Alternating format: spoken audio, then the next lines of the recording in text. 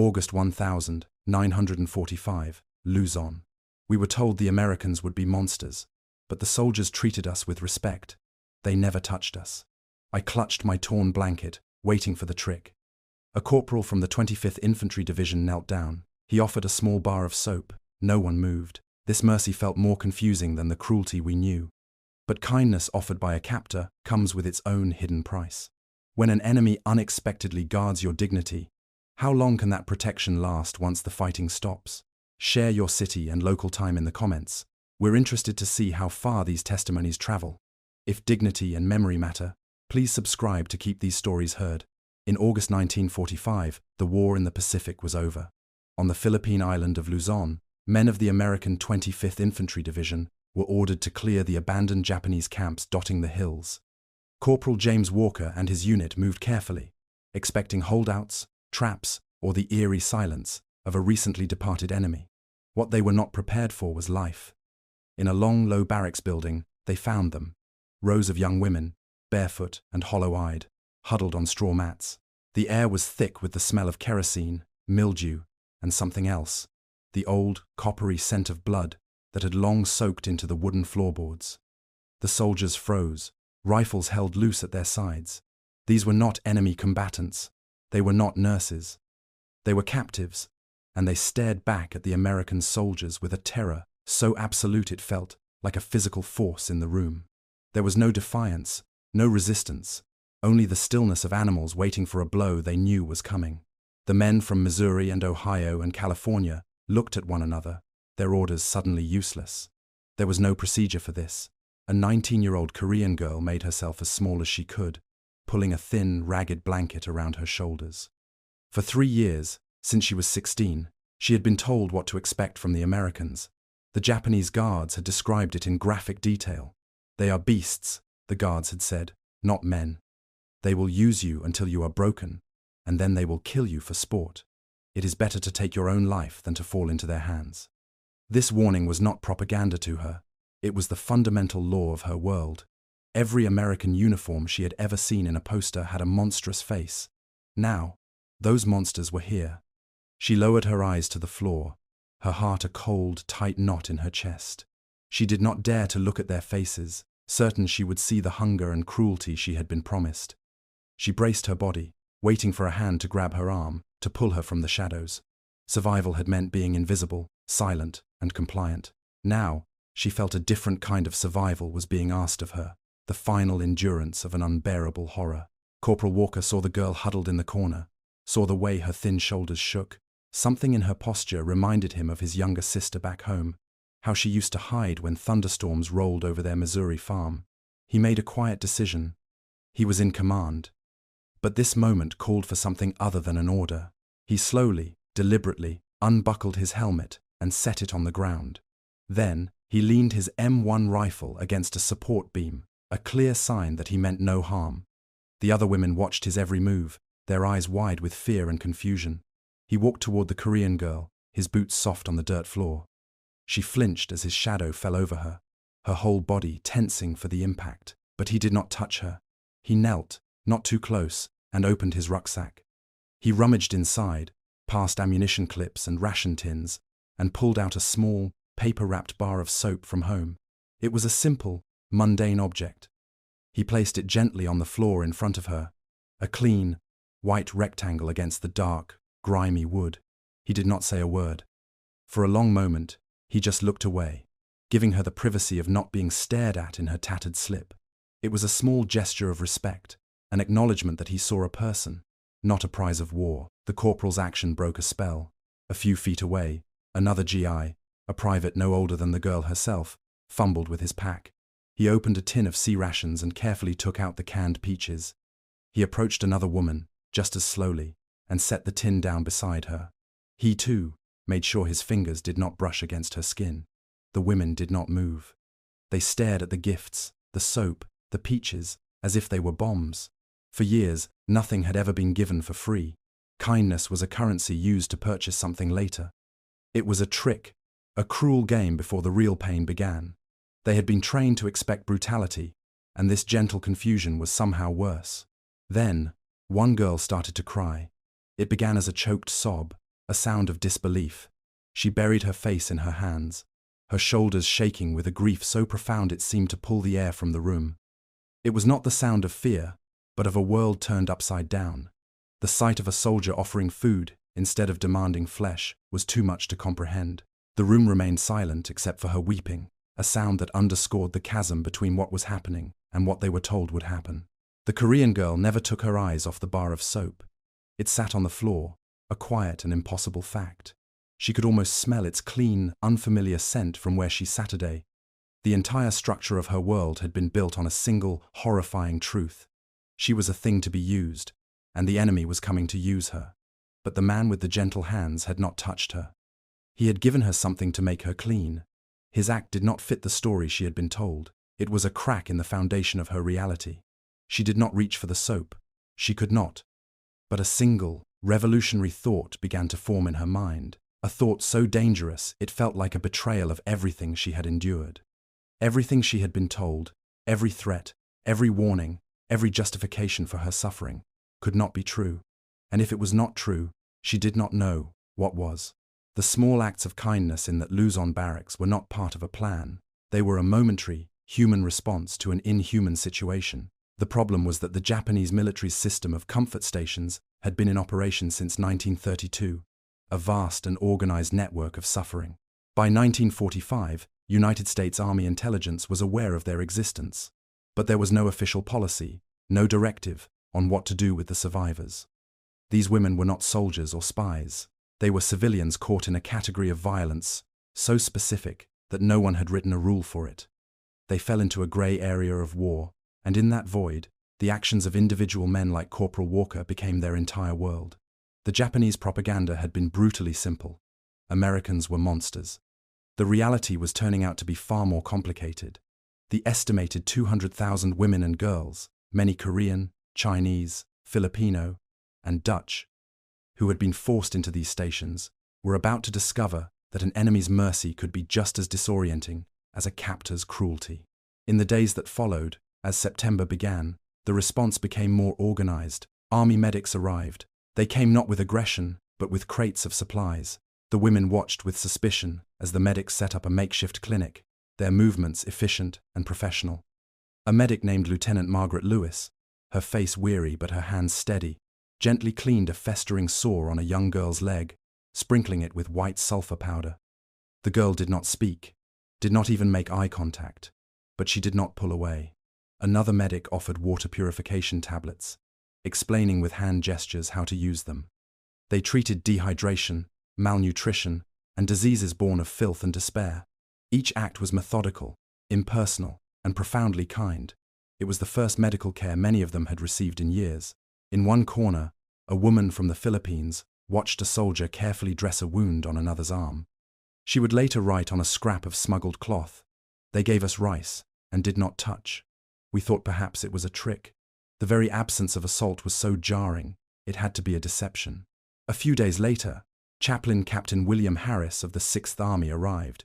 He was a quiet man from Ohio, his face etched with the things he had seen. He knew words would fail, that his very presence as a man in uniform was a threat. He carried a small notebook with prayers written phonetically in Japanese and Korean. He stood at a respectful distance and began to speak, his voice soft, offering a service for the living and the dead. At first, no one moved. The women stayed huddled in their groups, watching him as if he were a strange new kind of God. But his gentle persistence, his refusal to demand their attention, created a small space of peace. He did not ask them to believe.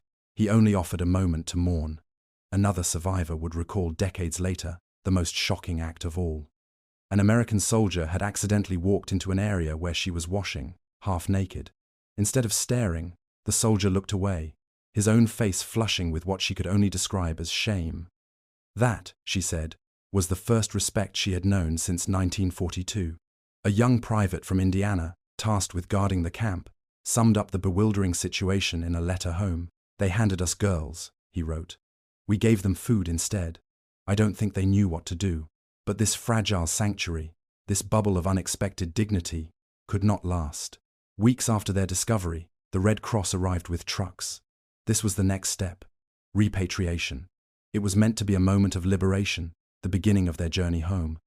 As the women were organized into groups, a new and terrible reality began to dawn. Home was a place that no longer existed for many of them. Families had been lost, villages destroyed. Worse, the shame of what had happened to them was a brand they would carry forever. They had survived, but their societies would not welcome them back. Mercy in the barracks was real, a concrete thing you could taste in a spoonful of peaches or feel in the clean slide of soap against skin. But outside the gates of the camp, a world of judgment and shame was waiting. They were no longer captives of the Japanese army.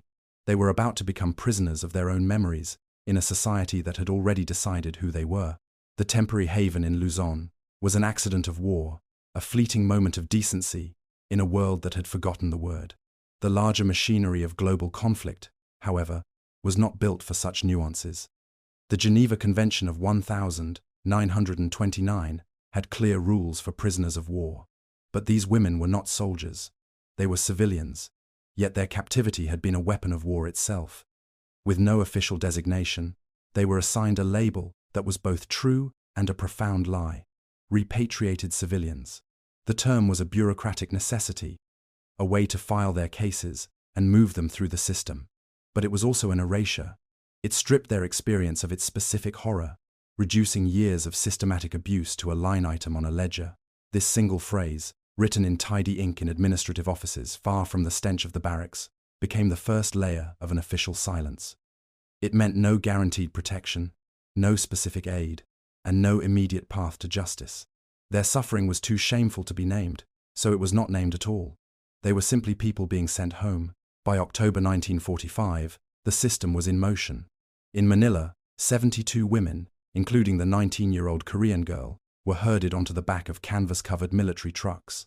For the first time in years, they were moving beyond the confines of a camp, re-entering a world they no longer recognized. The American soldiers who oversaw their departure were professional, keeping a respectful distance as they helped load what few belongings the women had. The women themselves were quiet, huddled together against the rattling metal sides of the truck. They were a small, fragile community of survivors, bound by a shared experience that no one else could understand. As the engines rumbled to life, a cold fear mixed with a flicker of hope. They were going toward a home they prayed still existed, but they were leaving behind the only place where their new reality had been met with a quiet, inexplicable kindness. The soldiers they left behind watched the trucks pull away, the dust swirling in their wake.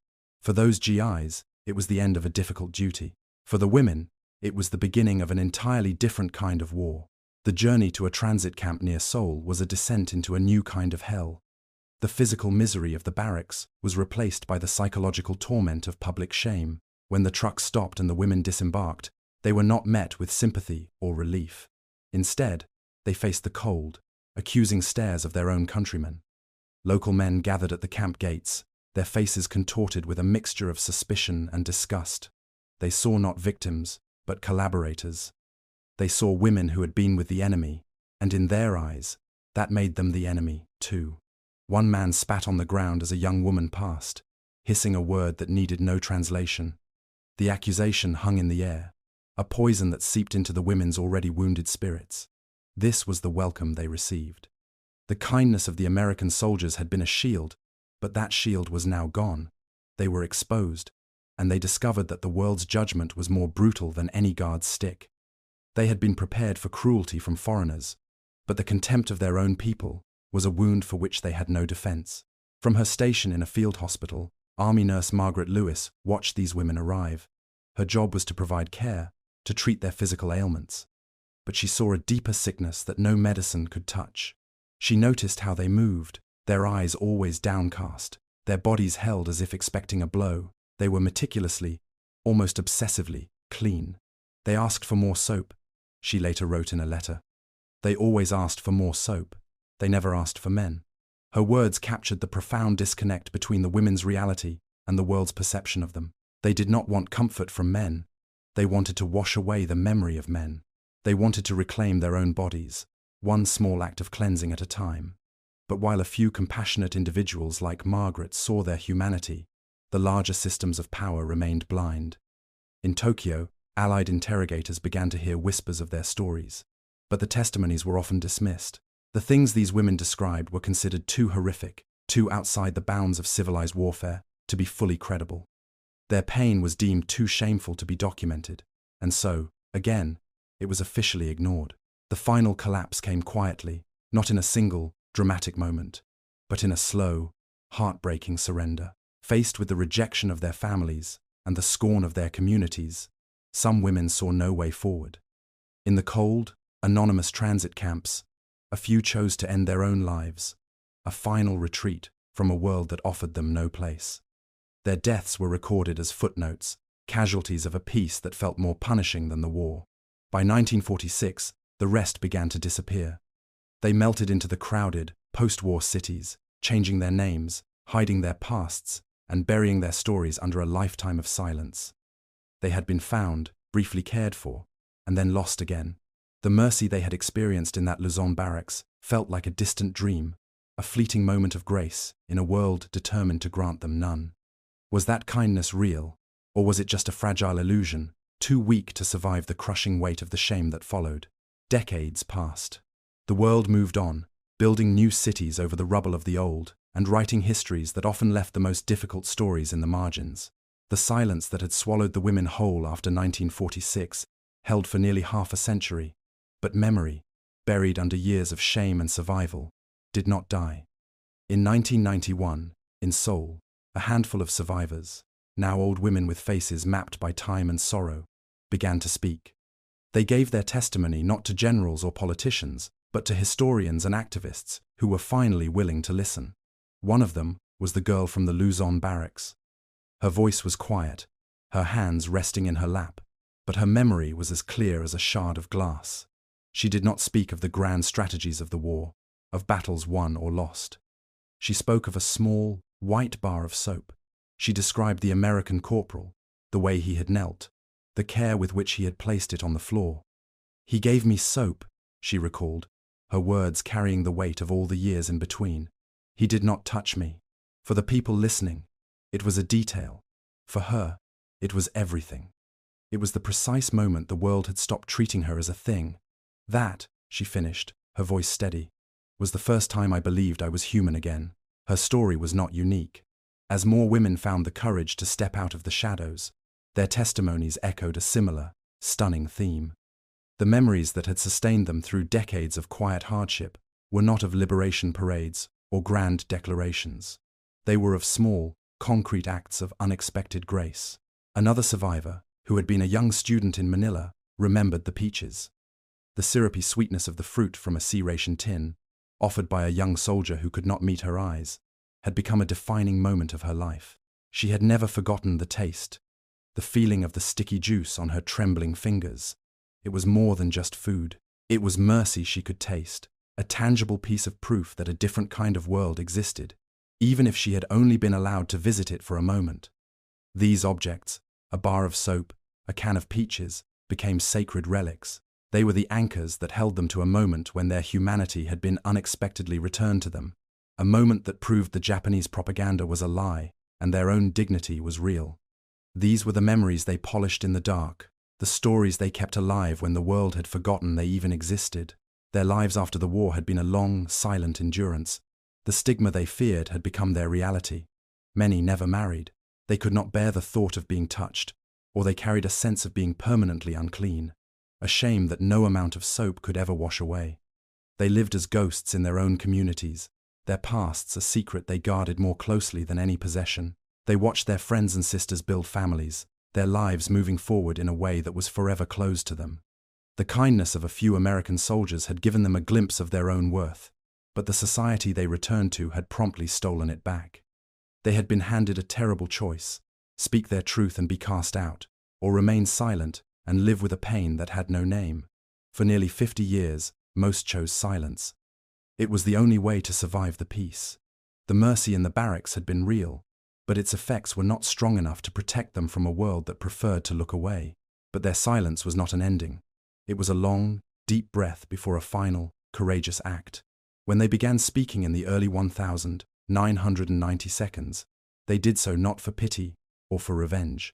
They did it so that the world would be forced to remember what it had chosen to forget. They wanted the official histories to include their story, to acknowledge that the honor of a soldier is not measured by what he can take, but by what he refuses to take.